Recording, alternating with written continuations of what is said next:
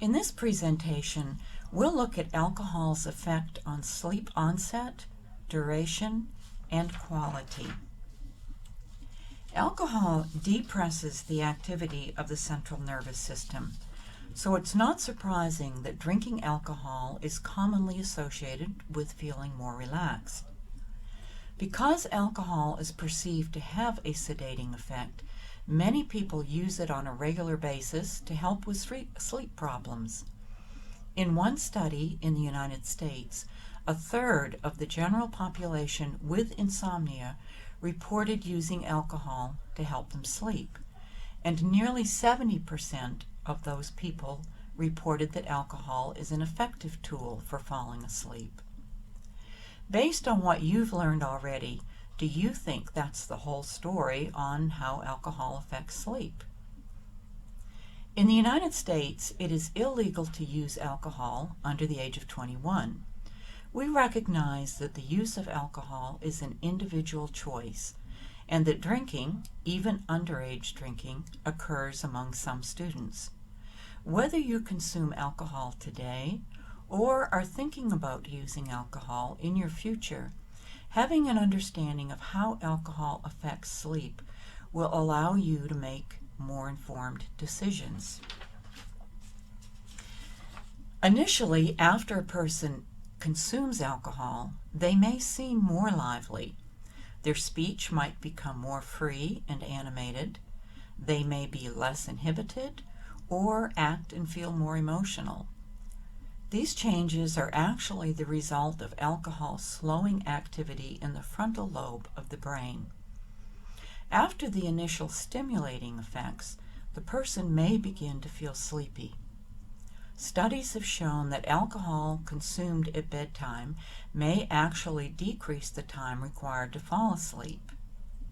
However, alcohol consumed within an hour of bedtime appears to disrupt the second half of the sleep period. This can lead to fitful sleep, awakening from dreams and having difficulty returning to sleep, and physical stress to the body.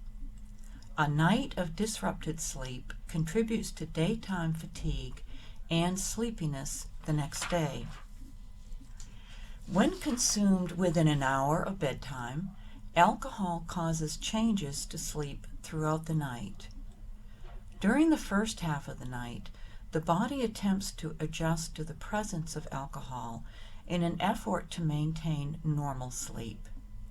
In what's known as the rebound effect, these initial adjustments result in disrupted sleep during the second half of the night, as the alcohol is metabolized and gradually eliminated from the body over time.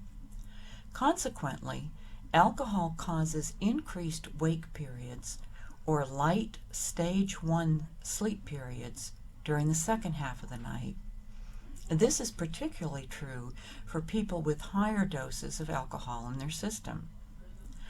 Additionally, researchers have found that alcohol consistently affects the proportions of the various sleep stages. At least during the first half of the night, alcohol reduces the amount of REM sleep that occurs. You may recall that REM sleep is associated with dreaming and is important for daytime performance. Alcohol is a diuretic, speeding up the loss of fluid from the body and causing dehydration. There is evidence that after drinking, sleep quality is reduced due to dehydration. Most of the symptoms of a hangover are also caused by dehydration. Obstructive sleep apnea, or OSA, is a disorder in which the air passage in the back of the mouth narrows or closes during sleep. Those with the disorder are awakened by this episode of interrupted breathing, or apnea, sometimes hundreds of times during the night. Persons with sleep apnea should be especially cautious about alcohol use in the evening. Alcohol's general depressant effects can increase the duration of periods of apnea, worsening any pre-existing OSA. Even in persons who don't otherwise exhibit symptoms of OSA, research has shown that moderate to high doses of alcohol consumed in the evening can lead to narrowing of the air passage, causing episodes of apnea. Because alcohol relaxes the muscles in the back of the mouth, it also makes snoring more likely.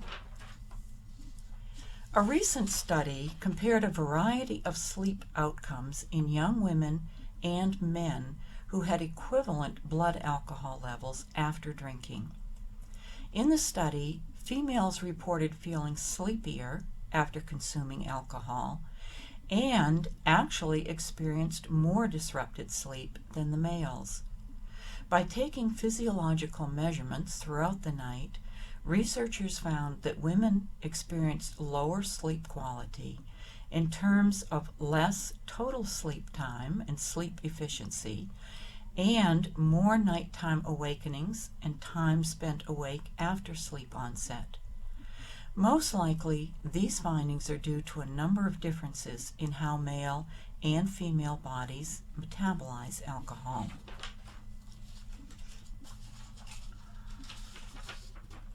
If you choose to drink alcohol, there are things you can do to reduce its impact on your sleep and overall health. Most importantly, consume alcohol in moderation. Moderate drinking is defined as 1 or 2 drinks per day for men and 1 drink a day for women. Women have lower levels of body water, so smaller amounts of alcohol achieve higher blood alcohol concentrations than in men. One standard drink is usually defined as a 12-ounce can or bottle of American beer or a wine cooler, a 5-ounce glass of wine, or a 1.5 ounce, about 1 shot, of 80 proof liquor like vodka, rum, gin, or whiskey. Also, hydrate properly by drinking 1 glass of water for every alcoholic drink. Limit your consumption to no more than 1 drink per hour.